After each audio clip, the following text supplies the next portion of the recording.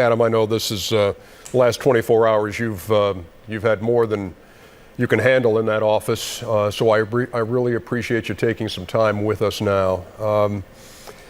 Can you kind of take me through the way Wednesday played out, culminating with you saying this is we're going to suspend the season? Absolutely. First of all, Charles, I hope you're feeling better. I didn't even know you'd had a coronavirus test, and obviously I hope it comes back negative. I mean, the good news is that, I mean, especially for healthy people under 70, it's very treatable.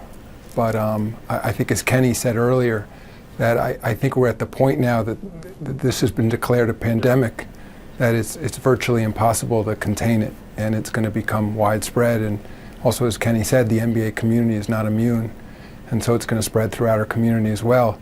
What had happened yesterday was that we had a Board of Governors meeting. It was by conference call, and some NBA League committee meetings with some groups of our owners as well. You know, former NBA great who's also on the board of the NCAA, and he had been filling me in on their discussions about facing the decision as to whether they should play at that point. They've obviously canceled at this point, but whether they should play with or without fans. And some of the same experts, in particular, Dr. Vivek Murthy, who used to be the Surgeon General of the United States under Obama, was advising us both.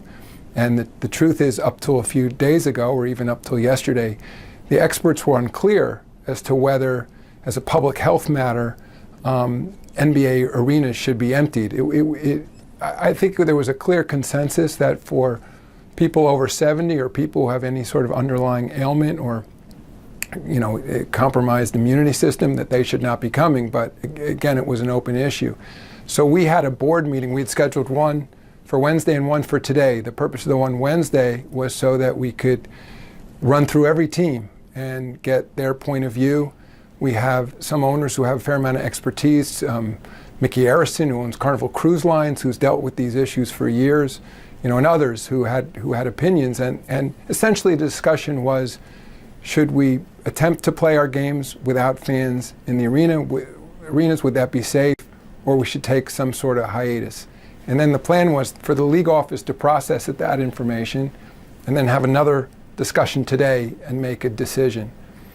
The call went on for several hours, and I was heading home, I think around 8 o'clock or so last night, and I got a call from the league office that we had just learned, literally is right before tip of that Utah Jazz Oklahoma City game, that Rudy Gobert, and I'm almost only saying his name because he made it public that he was one of the players that ultimately we learned tested positive, that although he had been separated from his team the day before because he had been running a fever, and once his test came back positive, we needed to make a decision whether we were then going to cancel the game.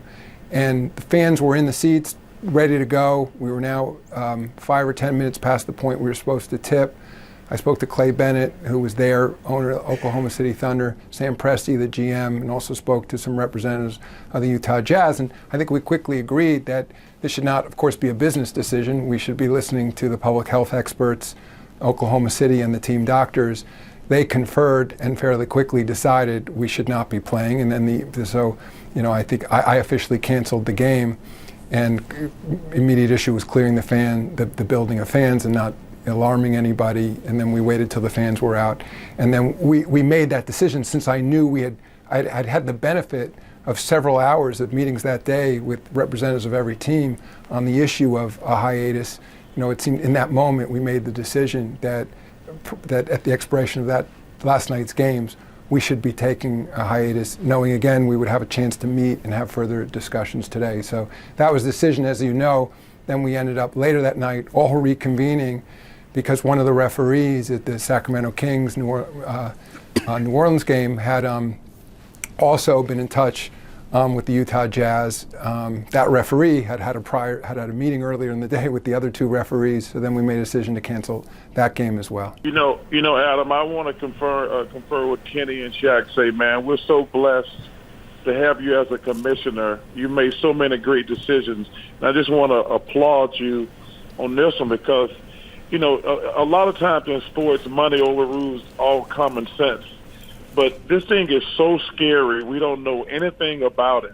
And, you know, one thing about NBA players, we're probably the most famous people in the world. And you have so many kids and so many people coming up for you, asking for autographs, taking pictures with you.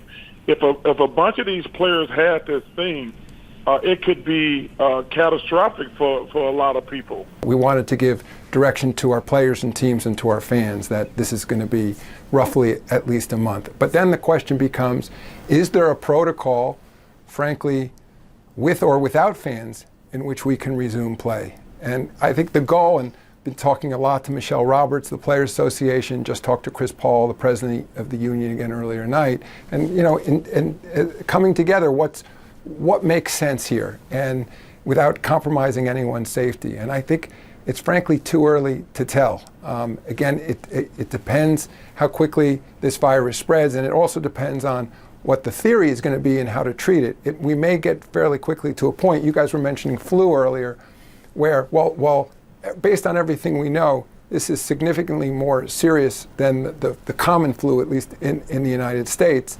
We may ultimately get to a point where it's treated by treating symptoms in those who are sick rather than this sort of quarantine containment strategy. And that would mean, for example, if a player was running a temperature, or you, Charles, like for example, were not feeling well, you would treat that player. You wouldn't necessarily then quarantine the rest of the team. So that is something we have to look at. Again, we're conferring with all the experts, and we also recognize that because of how high profile our players are, that others in the public will take their lead from us. In fact, we don't talk a lot about it, and Rudy Gobert has acknowledged that he made a huge mistake by fooling around and touching the mics and all, doing that the other day when he had no idea that he had the virus. And something we spoke to him today, in fact, about doing a public service announcement with the league, just because we know the public follows what these players do, and we want to make sure people understand how important the protocol is of washing your hands thoroughly for 20 seconds, touching your face, after you've washed your hands,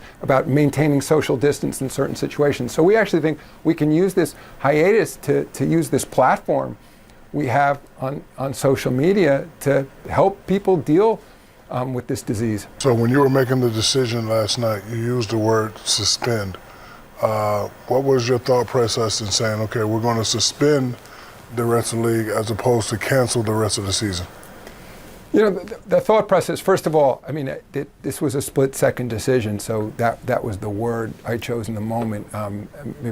Maybe a better word that could have been used, but I also felt at the same time that given, unlike the Final Four, which is the month of March, as you guys well know, our season goes well into June, and I was also thinking at the time, and I had talked to our television partners, the folks at Turner, and ESPN, about ABC, about possible contingencies. We recognized that there was a chance we might be stopping the season.